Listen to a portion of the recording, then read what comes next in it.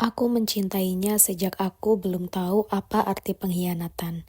Tapi luka paling dalam justru datang dari orang yang setiap malam tidur di sampingku, menyebutku istri, dengan bibir yang sama yang mencium perempuan lain. Namaku Dinda, usia 35 tahun, ibu dari 2 anak, dan istri dari seorang pria yang dulu membuatku percaya pada cinta sejati, Bayu.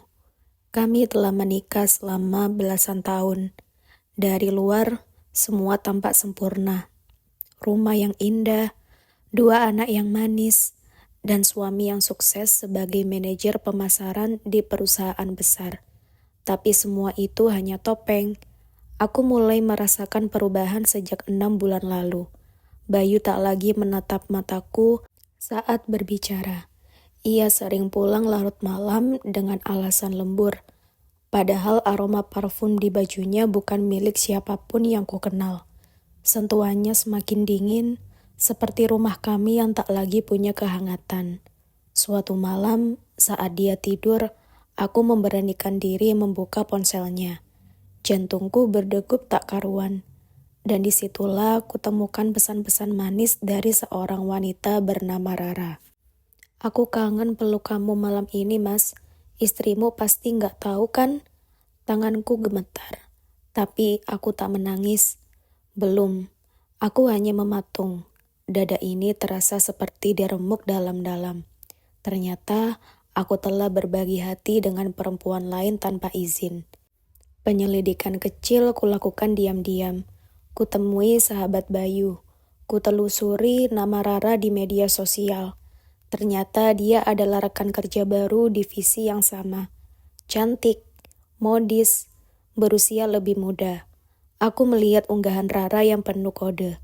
Caption ambigu, foto close up dengan tangan pria yang kukenal meski tak menampakkan wajah. Aku tahu itu Bayu. Aku tahu tangan suamiku lebih dari siapapun. Namun, ketika aku konfrontasi, Bayu bersikap seolah-olah aku gila. Kamu kebanyakan curiga, Din. Jangan rusak rumah tangga kita cuma karena prasangka. Padahal dia yang sudah mengkhianati rumah ini. Semakin hari, Bayu semakin berani. Ia mulai terang-terangan pergi tanpa memberi kabar. Anak-anak mulai bertanya, "Ayah kenapa jarang pulang?" Tapi apa yang bisa kujelaskan? Bahwa ayah mereka sedang sibuk mencintai wanita lain. Puncaknya saat aku memergoki mereka berdua di sebuah kafe, Bayu menggenggam tangan Rara dengan mesra. Tak sadar aku berdiri beberapa meter dari mereka, dunia runtuh. "Kamu gak seharusnya ada di sini," kata Bayu. Ketika aku menghampiri, bukan rasa bersalah, tapi malah amarah di wajahnya. Rara hanya tersenyum sinis, tak merasa bersalah sama sekali, bahkan menatapku seperti aku pengganggu dalam hubungan mereka. Malam itu setelah insiden di kafe, Bayu pulang larut.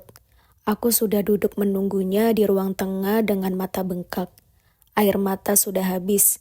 Yang tersisa hanya kecewa dan kemarahan yang menyesakkan dada. "Kamu gak usah lebay, Din. Ini cuma salah paham," katanya, membanting kunci motor ke meja. Aku berdiri dan menunjuk foto mereka berpegangan tangan di kafe. "Masih salah paham?" Bayu terdiam. Matanya tak bisa berbohong, dan akhirnya ia mengakui semuanya.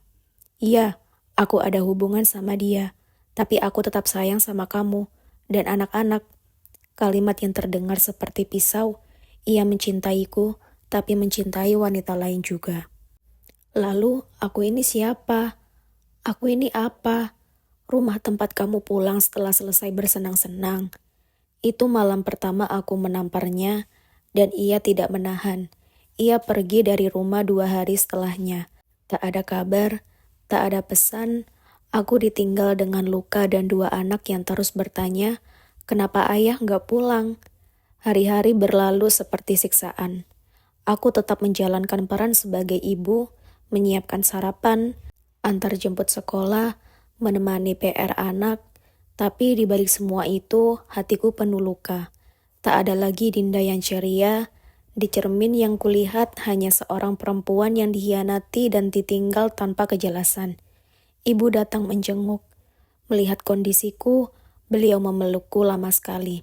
Kamu boleh bertahan kalau itu membuatmu utuh. Tapi jangan biarkan dirimu hancur karena lelaki yang tak tahu cara menghargai rumah tangga. Kata-kata itu mengendap dalam pikiran. Dan saat itu juga, aku memutuskan aku akan melawan Bayu, bukan demi mempertahankan Bayu, tapi demi diriku sendiri. Aku mulai mengumpulkan bukti, chat mereka, foto mereka, rekaman suara, semua kusimpan rapi. Suatu hari, Rara datang ke rumah dengan senyum sinis dan wajah tanpa dosa. Mbak Dinda, saya cuma mau bilang, Bayu bahagia sama saya. Mungkin Mbak harus relain aja. Aku tertawa bukan karena lucu, tapi karena sakitnya sudah tak tertahan. Kamu kira rumah tangga itu mainan? Kamu pikir aku akan diam saja membiarkan suamiku hidup enak setelah menghancurkan kami? Aku mengusir Rara dengan keras. Anak-anak yang melihat kejadian itu menangis ketakutan, tapi aku tidak bisa mundur. Tidak sekarang. Akhirnya aku mengajukan gugatan cerai. Bayu marah besar, tapi dia tidak bisa menyangkal bukti yang kupunya. Bahkan mediator dari pengadilan agama pun berkata bahwa perselingkuhan jelas-jelas pelanggaran berat dalam rumah tangga. Yang paling menyakitkan adalah menjelaskan kepada anak-anak, ayah dan ibu harus berpisah. Tapi itu bukan karena kalian. Anakku yang sulung, Laila, menangis di pelukanku. Aku gak mau ayah pergi. Malam itu aku menangis tanpa suara, menggigit ujung bantal saat isak tak terdengar.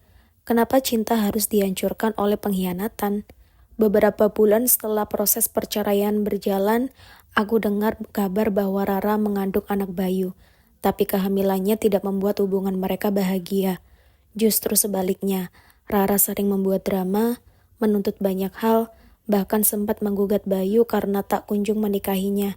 Ternyata setelah aku pergi, Bayu tak segera menikah karena tekanan finansial.